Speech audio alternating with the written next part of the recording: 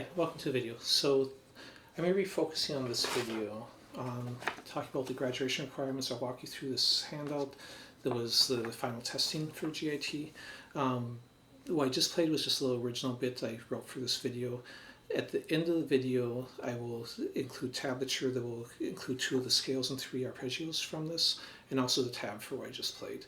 And any tab that I include in any of my videos, you can always download for free on my Patreon page. You don't have to be a member, and there's a link in the description.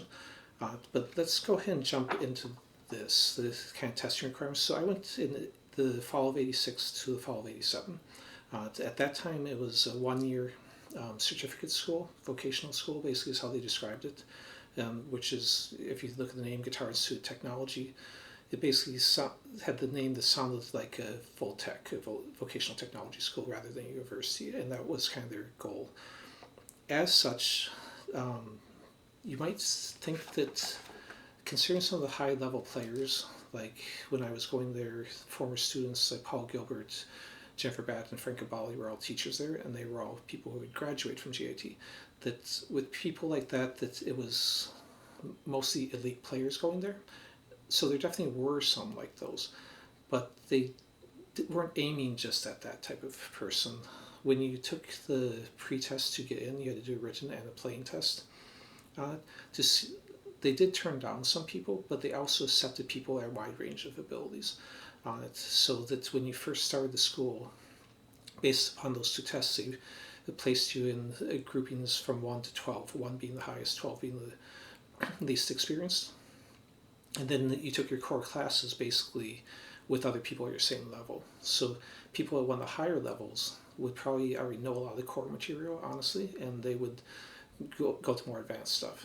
People at the lower levels, or less experienced levels, like 11, 12, whatever, would probably go at slower speeds. The teachers would explain more. So the testing actually is set up, in my opinion, so that people at any level can still graduate. So it's not at an extreme level. In fact, a lot of the classes, like I did a video on the Super Chops class, that was, I consider one of the hardest classes, but there are also classes like chord melody and jazz improv and stuff that were really difficult, way harder than anything in the test.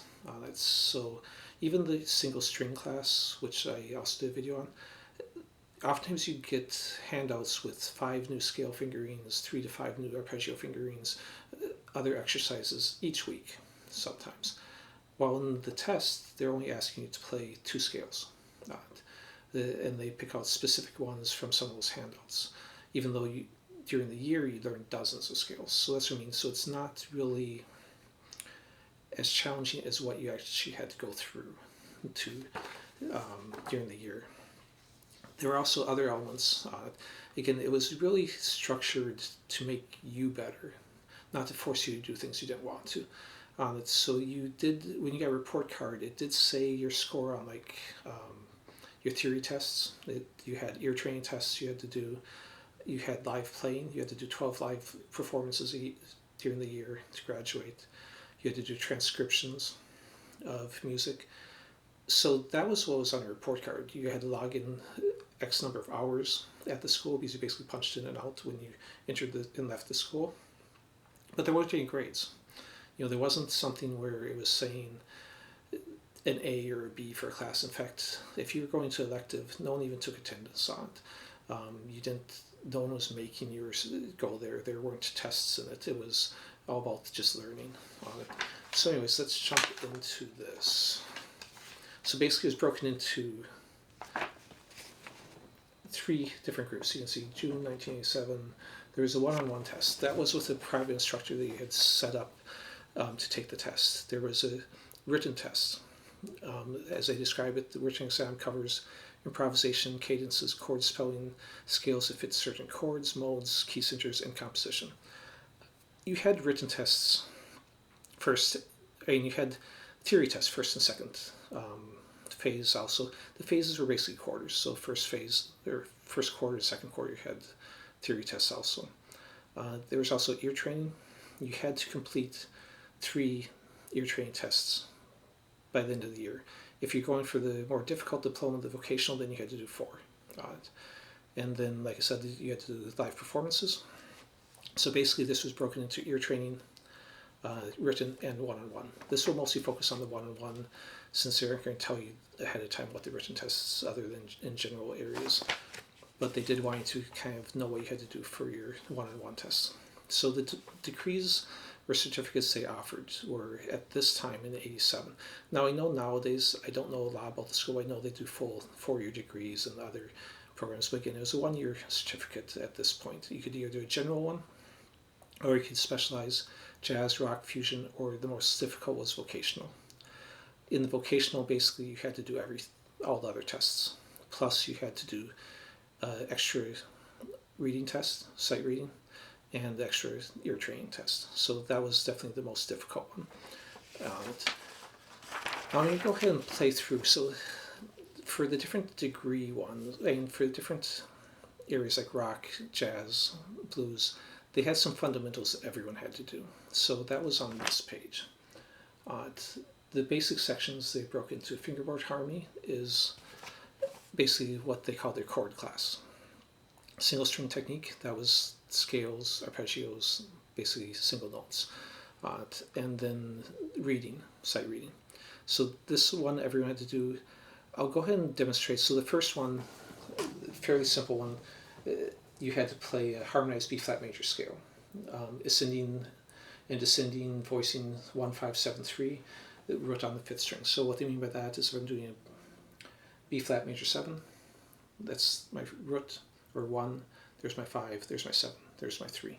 So that's basically telling you what fingering you need to do. So it's harmonized through a scale. So if I'm doing B flat, I would stay in that key, which would mean I'd go up to a C minor, D minor, and then it would be a E flat major 7, and then an F dominant 7, a G minor 7, and then up here on the A minor 7 flat 5, and then that brings you back to your B flat major 7. Okay, so that was the first one for the chords. Then the next one's a little bit harder. You had to follow this chord progression. Because I don't want this to last forever, I'm not going to play through some of these longer ones. But you can see it's basically, there's 24 chords in it.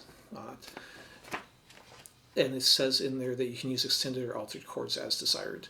But if you're playing, and they also want melodic continuity in the top voices.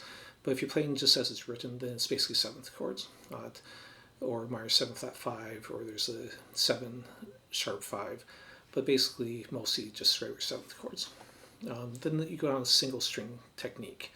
And this one, the first one, was play a melodic minor, and then the next one was playing the harmonic minor. Then they had 2 chord progressions, or that they actually wanted you to play arpeggios over. So I will go ahead and demonstrate the scales, and these will be on the tab. So the G melodic minor, basically you can think of a melodic minor as just being the same doing G major. If I just lower the 3rd to make it minor and play everything else the same, that would be a G melodic minor.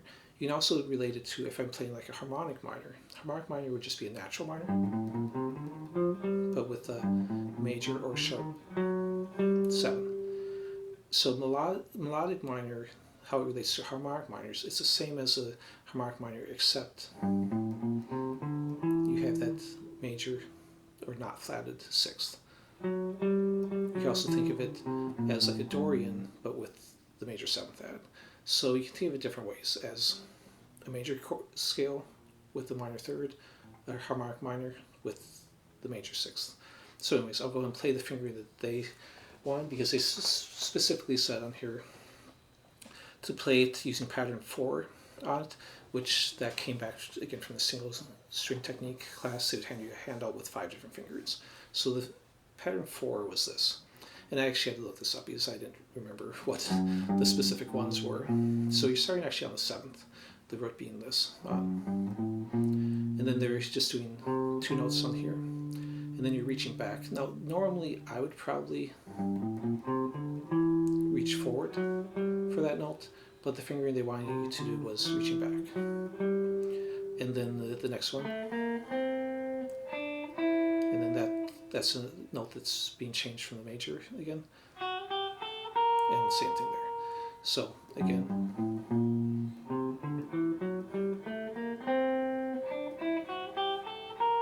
now I'll go and play the C harmonic minor, which I also had this from fingering 4, so it's basically a harmonic minor version of what we just played. So it's starting on C, but I'm starting on the 7th again. And then continuing. So you can see it's very similar to what we just played. Instead of being here, you have this note. And again, I would maybe play it a little differently. Maybe you can slide that. You can use separate fingers like it was. You can do things where you move across octaves and different things. There's tons of different ways you can finger it. But let's go and move on. So the next thing it said, play arpeggios over the following chord progressions in tempo. So I'm just going to demonstrate the first 3. So that's A minor 7, D7, G major 7. So basically like a 2-5-1 in G. Then the next one was a minor, basically 2-5-1, D minor 7 flat 5, G7 flat 9, and a C minor 7. So you could pick any of your arpeggios you want to.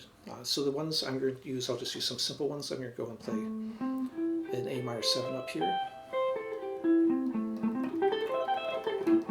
and then the G7. And again, G7 is just the major arpeggio with a minor 7th.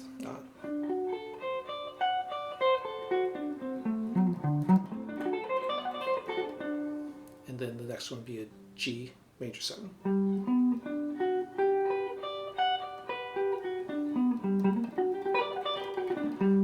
Okay, so I'll go and skip the next ones because again I don't want this to take forever. And then next it had you, for reading, it's how you play a few different pages from the reading book, volume 3 that they had, and then go to a prepared exercise and sight read that. The prepared exercise was kind of cool. It was, a section of Modo Perpetual from Paganini. So that was what you had to sight read, but really they were kind of nice because they gave it to you ahead of time, so they didn't just put it in front of you and say, okay, read it. You were able to prepare and figure out what fingerings you want to do. What was cool about this is one of the only things I actually remember, because again, this was like 35 years ago from the testing, was working on this, because that was the first time I'd seen Modo Perpetual. So after seeing this, I thought that's pretty cool, and I went to their school library, and their library was cool, because basically it's just music. It was sheet music at the library, or is instructional videos that you could watch. So I got a photocopy of the Modo Perpetual, and I recently, just a month ago, actually did a video, which I'll put up in the cards, a link to teaching a section of Modo Perpetual as a figuring and picking scale exercise, and it overlaps into this. The one I taught in my video was the beginning of Modo Perpetual. This is from the last page, and it's a variation on it. So the first 8 beats are the same as the one I taught in that video. This was a variation. So anyways, if you want to check out part of Modo Perpetual, you can do that in that video. Let me go ahead and jump back into the next section. Okay, then you had your actual sections that were for each degree. So the general one, you had to do everything we just did, all the degrees you had to do what we just did, but you also had to play rhythm to either blues or rock progression, and then also solo over a blues rock or fusion progression. So yeah, I'll just read through these and I'll show some of the progressions they had. Country, and again, you're playing along with the tape basically on these, so that you'd have a tape with the progressions on it. Solo over chord, country chord progression, and then play rhythm to it. So each one was the same thing. Do a solo and do a rhythm section. The one that was different was, well, fusion, you have fusion progression solo over, and then a funk progression for rhythm. The jazz one, I'd say, other than the vocational, was the hardest, because in that one you had to do the 32 bar chord melody section that either you arranged or someone else did, or you could do a full song chord melody. but then you also had to play two solos, one over a blues progression and one over a jazz standard. In this case, I picked Autumn Leaves on it. So then if we go into it, the blues one, pretty straightforward. You know, you have that first section, and then after that it's just a 12-bar blues type progression. The country one, quite a bit longer, but a lot of repetition on the chords. Again, pretty straightforward. A lot of major chords and some seventh chords. That's the fusion that you're soloing over. Was basically just a bunch of, was two chords, A11, C11, that you could solo over. The jazz blues one, let's see up at the top, and they also the funk one right below it. The rock one, pretty simple. Just again, this is what you're soloing over: A minor, F major, D minor, E major. And then they had Autumn Leaves, which you also, the jazz players had to do a solo over. So again, that was basically the gist of the test at the end. You also did have, halfway through the year, at the end of the second phase, tests with your private instructor. And that one was more to put you in different groups. So if you're getting better or worse as far as how you're comparing to other students, you, of the 12 levels, they might move you up or down on it. But anyways, we'll leave it at, well, not quite yet. I said show this tab, so let me do that. And again, you can download this, and I'll go ahead and play through that solo bit that I wrote slow once too. So if you only came for the GIT stuff, we'll leave it at that for that, but I'll go ahead and play through this slow in case someone does want to learn it. So.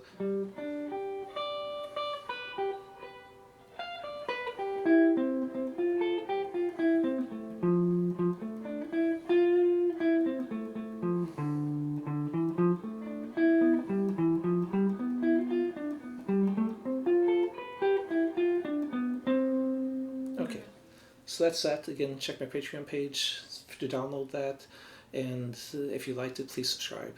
Thanks for watching.